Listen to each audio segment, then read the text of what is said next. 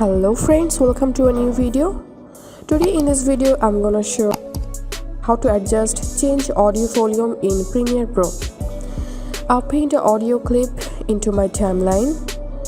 To adjust volume, select the entire audio clip, then go to Effect Control panel.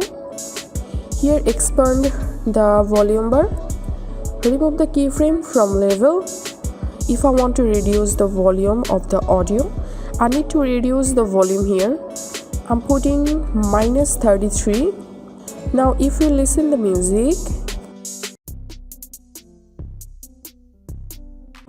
here we can hear our clip volume has been decreased. And now if we want to make our audio volume higher, then here we need to make 6, and 6 is higher level.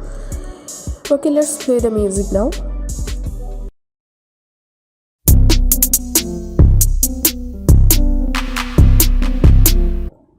Here we can hear volume level has been increased.